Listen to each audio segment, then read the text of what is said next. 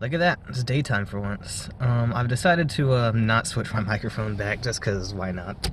I think maybe my other microphone has better noise cancellation, but screw it. If it's a big deal, I'll switch it back next video. But since my last video, I have in fact not gotten addicted to Kratom, which is a good thing, but it does mean that I'm still suffering with social anxiety, which isn't fun. In order to remedy this, though, I have been trying out Kava, which is something very similar to Kratom, but it's a central nervous system depressant. Kratom is an opioid, which means it binds to your opioid receptors, which induces euphoria normally. That's what, you know, fucking opium works off of.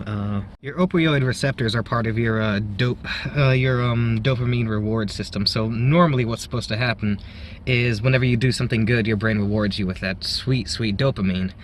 But of course, you know, humans being insane as we are have just ingested various things until we find certain things that bind to this opioid receptor. And you know, Kava and Kratom is one of those. I think like heroin is an opioid, weed is an opioid too, so it induces this feeling of euphoria.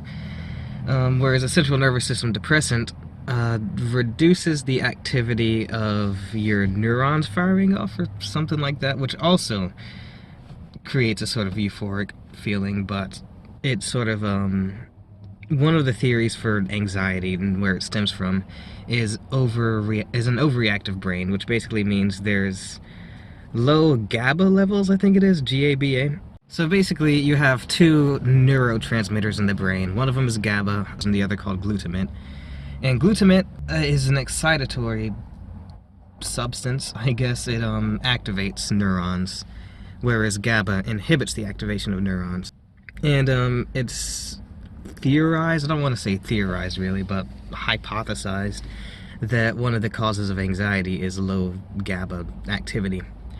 And so what a central nervous system depressant does is it increases GABA activity in the brain, temporarily of course. And so that obviously has the side effect, or maybe the main effect of eliminating anxiety.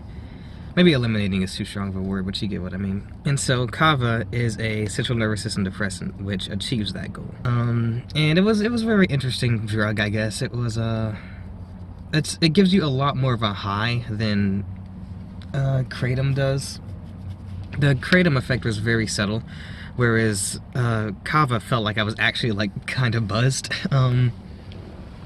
My only issue with Kava is that it has this sort of reverse tolerance thing, which is basically exactly what it sounds like. You know, if you build up a tolerance to something, then the more you take it, the less of effect it has, whereas with Kava, the more you take it, the more of an effect it has, which of course plateaus after a while, I'm pretty sure. But yeah, it wasn't until like 3 or 4 doses in that I like really started feeling like, ooh, you know, where like it really took effect. And I mean, I liked it, but I guess I also just liked feeling high. I don't know, so maybe it's not a healthy thing to do. I only took it for like a week, and then like started taking it a little bit sporadically, and eventually completely fell off of it just because it's kind of like Kava tea is really fucking nasty. Like it's I couldn't stand it anymore. Like I still have some powder on my desk to make tea out of, but it just really does not taste good, and just the thought of it just makes me want to die. But yeah, it was effective while I took it. It's just it also seems to be a lot less addictive than Kratom. You don't really suffer any dependency issues with Kava, from what I can tell anyway, and I certainly haven't had any experiences. If anything, I want to stay away from it. But yeah, while it lasted, it was really good, really worked out for me. With Kratom, you have the ability to take it whenever you need a little dose of courage. Like it'll take effect whether you've taken it in the past like year or not, you know what I mean? But with Kava, it's not like that. Even though it is stronger, the effect feels stronger at the very least. You have to like keep on taking it for like 3 or 4 days in a row at least before you start feeling it, which is problematic because I don't want to drink that shit every day. So I got a very interesting comment about a couple weeks ago from one Joel Craig. I'll put the comment up on screen right now. But it's basically saying that plastic. So there's a book. I forget the name of it that he said, but there's a book written by a plastic surgeon who found that his clients would undergo major personality shifts after receiving plastic surgery.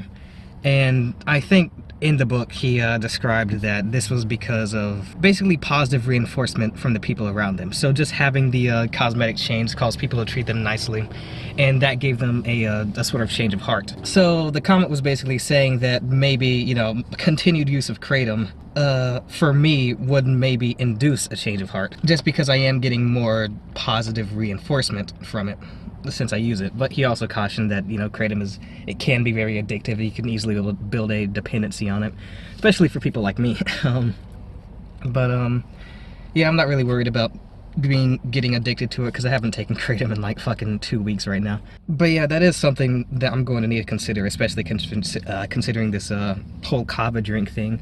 If it's just like a less addictive form of kratom, then I don't see why I wouldn't keep going, and maybe it would induce a change in me. But that's something I'm gonna have to do more research on and do more, you know, soul searching, do more thinking on before I, you know, take the plunge and decide to do it for like a month straight. But yeah, very helpful comment. I didn't know that things like that happen. I didn't realize that people could get a change in personality just from their interactions with the people around them. In other news, I feel like I'm actually making progress on getting out of my little incel, getting away from the incel title, I guess. I haven't met anybody yet. I mean, I say yet. I haven't met anybody, but I've slowly but surely become a little bit close to my coworkers, and I think they actually consider fuck off. I think they actually consider me a friend at this point, which is something very rare for me. Most of the time, I'll consider other people a friend, but they just see me as an acquaintance type of thing, you know what I mean? But like these guys, like I actually had to take the initiative. You know, I got us together, you know, we started hanging out or whatever outside of work. You know, it was really cool, and like now they're actually being the ones who are suggesting new activity ideas, and like I feel like I've started something very interesting, something that may get me out of my hole. Of course, that being said, I feel like they've made better friends with each other than they have with me, because they literally hang out with each other outside of work, without me, without inviting me or anything like that. So I don't know, I might just fall right back into this hole soon, but I'm doing my best to avoid that happening. And I will, not desperately, because I think desperately is going to cause the opposite effect, but I am going to try and avoid the worst case scenario of them becoming best friends and then me just being like stuck on the sidelines. But yeah, the reason I'm saying that I might get out of my incel hole is mainly because the other day, I actually had a conversation with two of my female coworkers. I was just chilling in the back, right, because we weren't very busy, so we were just had nothing else to do, and they came up to me and were like, "Hey, Jack, you know, we're having a really hard time understanding why you're single."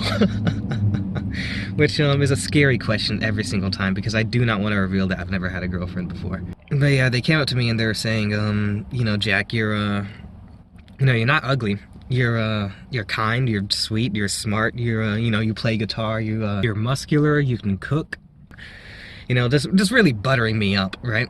And so I do my best to kind of like skirt around all of their questions, but the culmination of this conversation results in, you know what? We need to get Jack a girlfriend. And they start asking me these questions. You know, what kind of girl do you like, or whatever.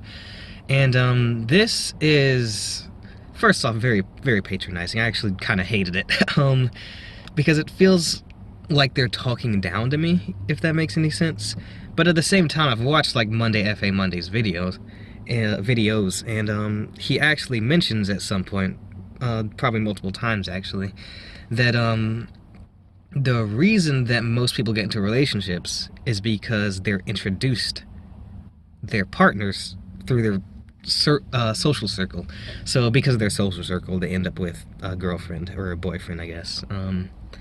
And I'm thinking, could this be happening to me? I mean, so far they have not actually introduced me to anybody, and the verdict of the conversation, I suppose, was I can't really think of anybody who would be good with, but I gotta keep an eye out, you know. This might honestly be a little bit too much information that I really shouldn't be revealing, But I've fallen in love with just about every girl that I work with.